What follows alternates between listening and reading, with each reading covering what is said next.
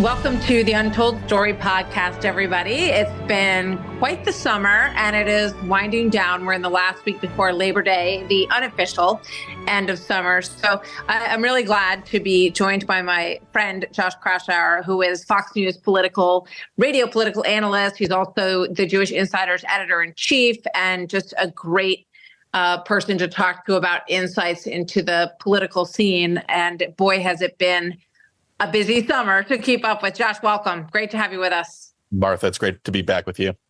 So I want to jump right in, Josh. A few things I want to get to here, and it is just something that perplexes all of us, and that is the ongoing silence from Kamala Harris when it comes to speaking to reporters, when it comes to doing a press conference or sitting down for an actual real interview that doesn't include, Tim Walz explaining how to make white guy tacos. So what do you think's going on here? And do you think we're going to see a shift? So, Martha, she's got a real political problem. I mean, she's got momentum. She's got vibes ever since she was tapped to lead the Democratic presidential ticket. But she has a record when she ran for president in 2020 as being a true blue progressive who took views on everything from immigration, Green New Deal, crime, that is well to the left of the average voter. And then as vice president, Martha, like we've watched her for the last 4 years, she's had plenty of opportunity to kind of stake out ground as a more moderate, kind of mainstream Democrat. But instead, she has been essentially the Biden administration's liaison to the progressives, to the progressive groups that are also well to the left of where your average voter is.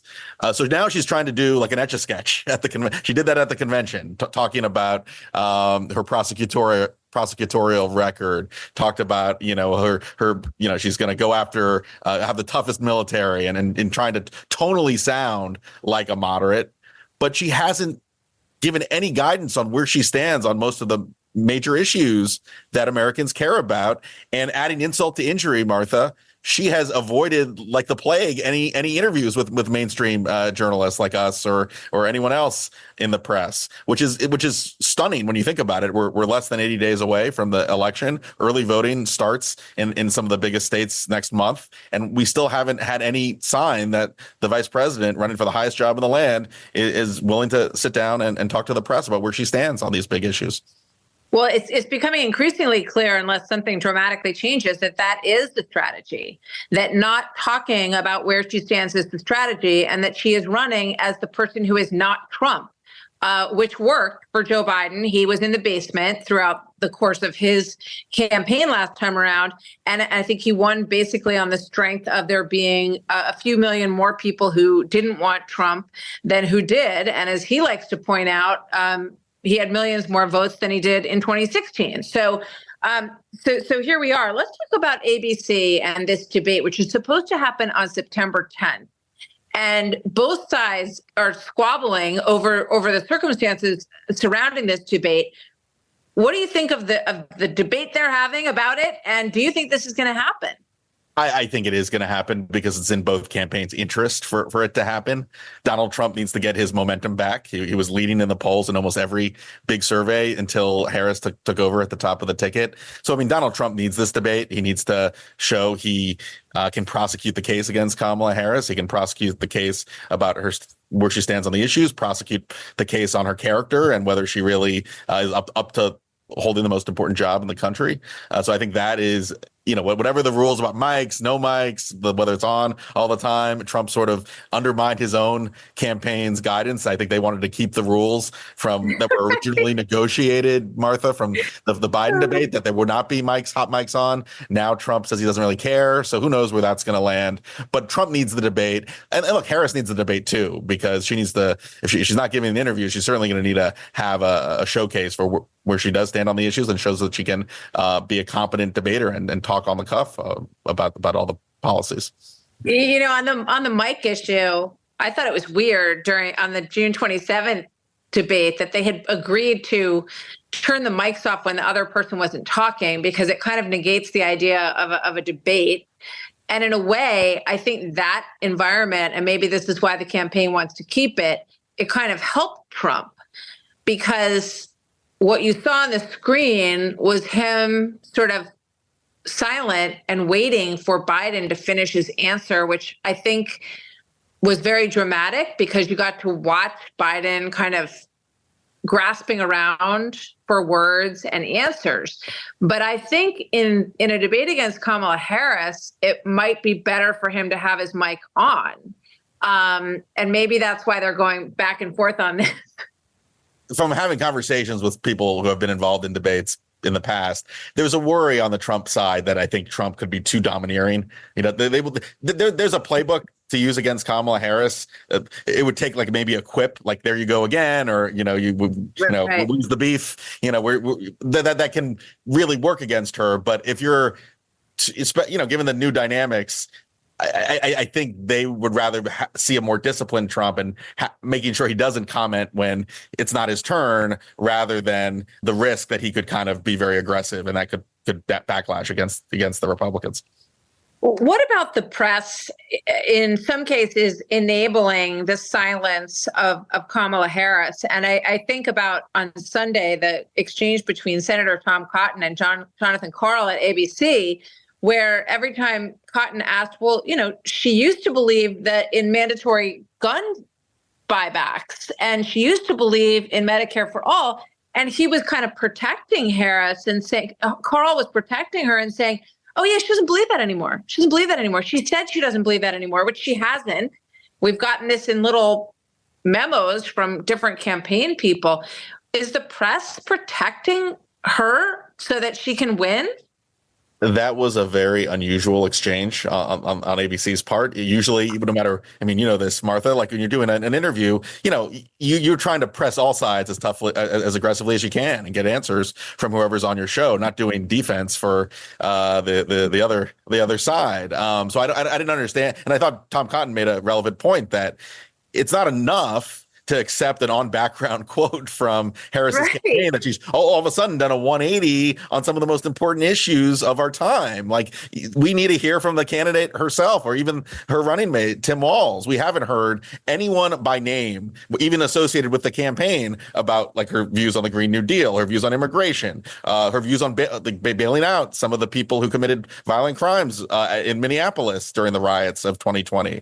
Haven't gotten anything from Harris or even on record from the campaign itself. And to accept this is what Senator Cotton said, to accept like a late Friday night background quote from an unnamed official is certainly not enough. And I don't think it would be enough for any journalist worth their salt. I'm a little surprised how willing a lot of folks are in the media are in accepting the Harris campaign spin.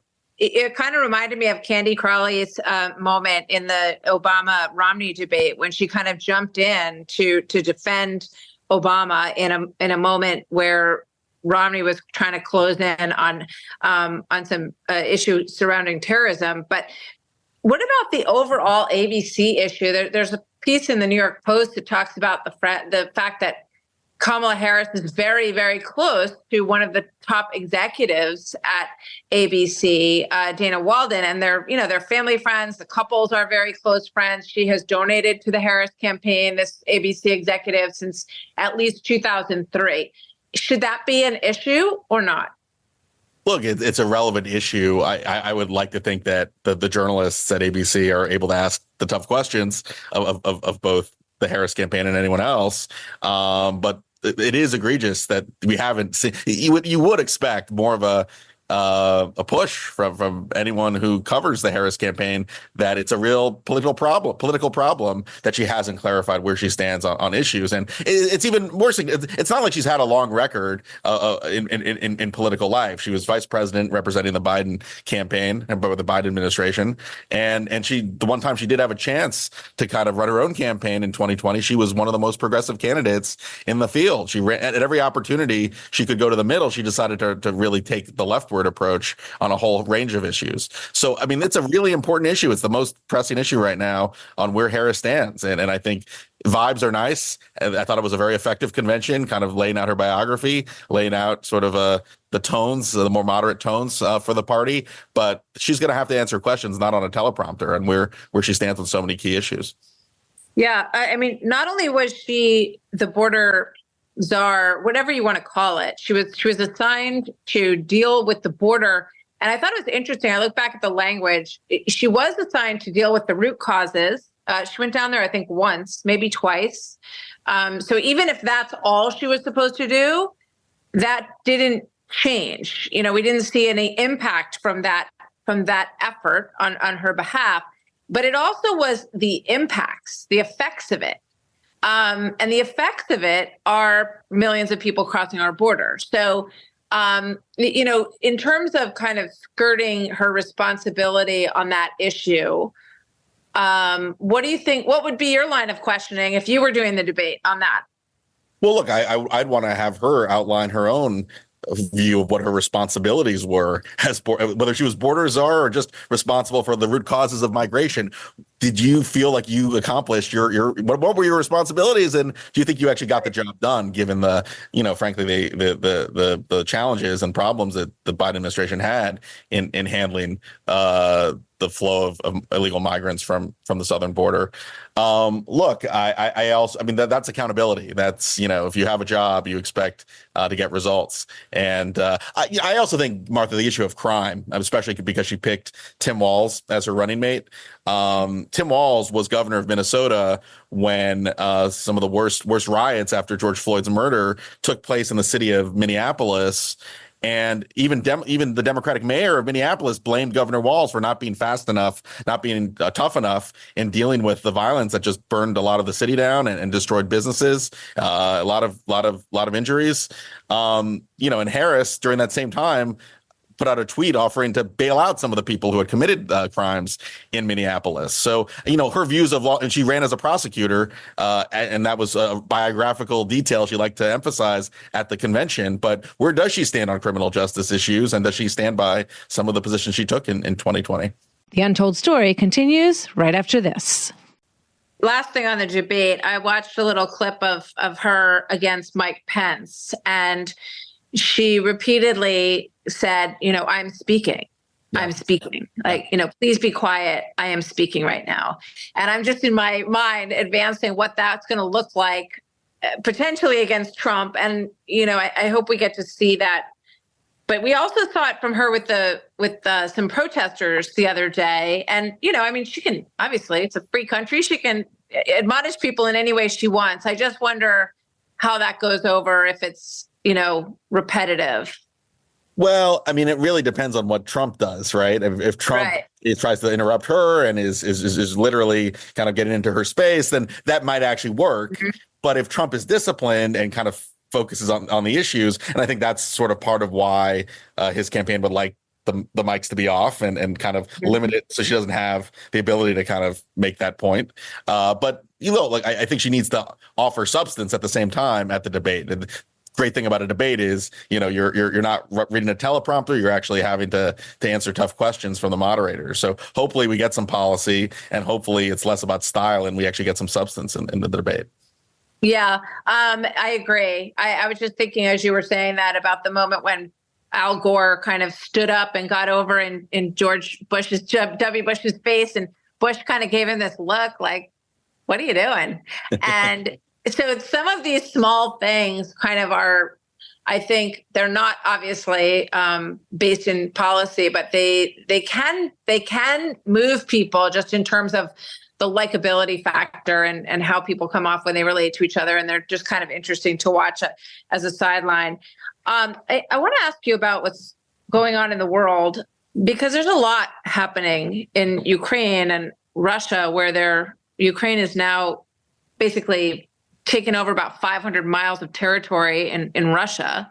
And Russia is lobbing an increased volley of missiles at some infrastructure and civilian sites in Ukraine, which raises the question of, and I know Biden put out a statement about whether or not U.S. weapons could be used within Russia in defense, but which just raises the question, like, where's the president? I mean, do we feel like he's engaged? He's been on vacation he's in his second week now. That's right. I mean, he does seem to be a little. I mean, the president has a right to go on vacation. It's August, but there's a lot going on in the world. There's a lot of chaos, both in Russia, Ukraine, the Middle East as well. And we haven't heard from the president himself. Look, I think as far as the foreign policy goes, the Biden administration's mantra has been trying to both defend Ukraine and protect Israel, but also call for de-escalation. They've not been eager. They've been worried about Russia's response, for example, if Ukraine gets too aggressive. They've been worried if Israel actually is too tough against Hamas, right, in the Middle East. They want to have some diplomacy and have some kind of ceasefire there too. A lot of foreign policy skeptics of this administration worry that they may not be tough enough, that they're not doing enough to help Ukraine, to help Israel too win their respective wars. Ukraine seems to be taking advantage of the president's inattentiveness, and they've been doing this little skirmish in Russia that's actually put Russia on the defensive. But I think their aggressiveness may well be a product of Biden not being fully engaged and the presidential campaign taking center stage. Yeah, I think that's a great point. I mean, if you are one of these aggressors in the world right now, whether you're Iran or Hamas, in tandem, or Putin or Xi, this is a pretty great time to kind of make some headway, even if it's not, a big aggressive move. Some of these things around the edges that you can sneak in here during this lame duck period is pretty tempting, I would imagine, to them. The worry among a lot of foreign policy analysts and experts that I've talked to is that everyone in America is focused on politics, and Iran and Russia and China, you named them, all the malign leaders could try to cause trouble when we're not paying 100% attention. And yeah, the Biden, he was in California on vacation, then at the beach in Rehoboth this week. There's a worry that there's a little bit of a vacuum, and the president's age and acuity also being an issue for this period until the inauguration in January. So there's a lot of things for people worried about national security and the protection of our interests to keep an eye on and to be concerned about.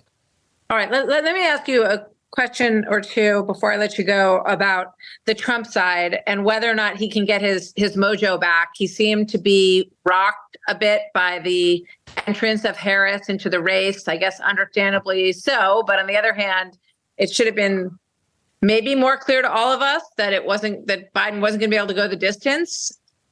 Do you think he can? Do you think he can get it back?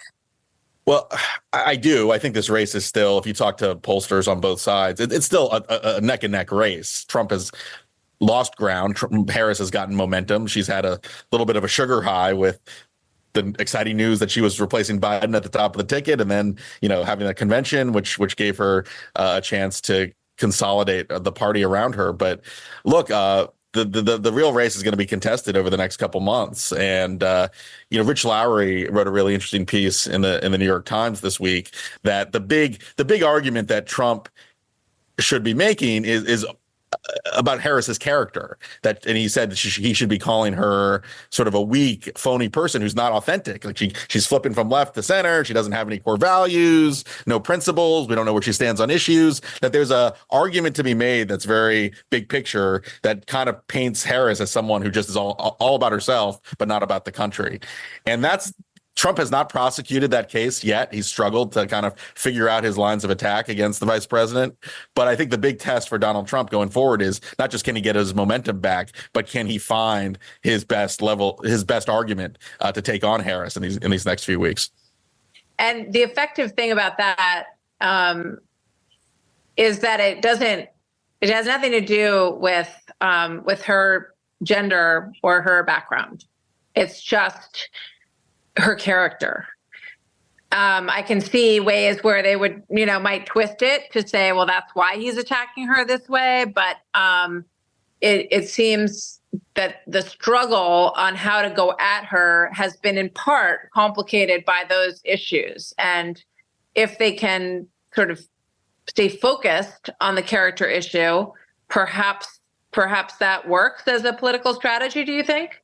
Yeah, I mean, I think portraying her as too weak to actually have a core set of values, as too weak to, whenever someone presses you about where you stand on issues, you change your position.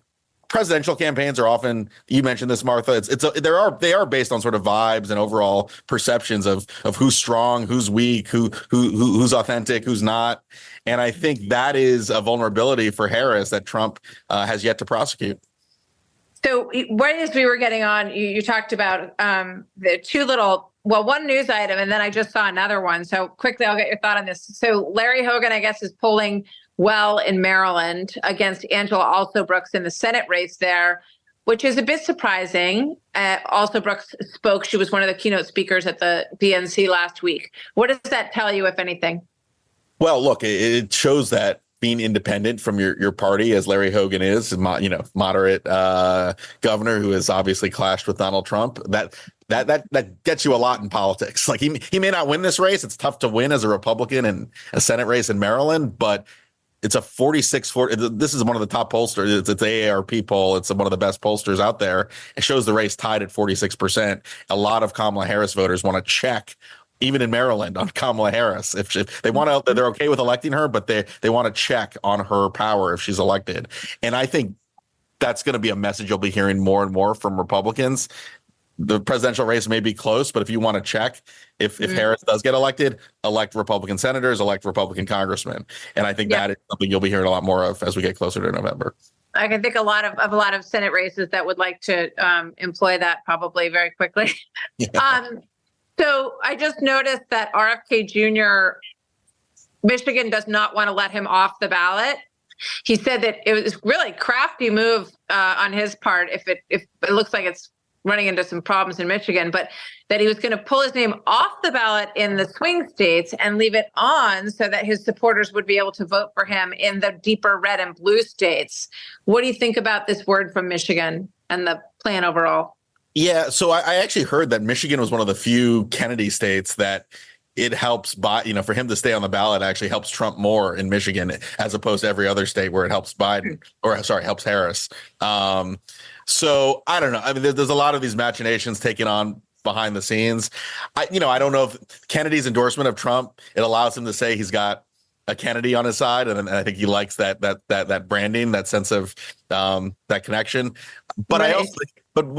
He also brings a lot of baggage to the ticket or to the, if he does, or if he was promised some kind of role in a Trump administration, there's a lot of positions he holds, from vaccines to a lot of conspiracy theories he's adopted that may not be helpful to Donald Trump. So I think Kennedy it'd be interesting to see if he gets a little bit of a bounce, because Kennedy was taking about 5% of the vote in these swing states.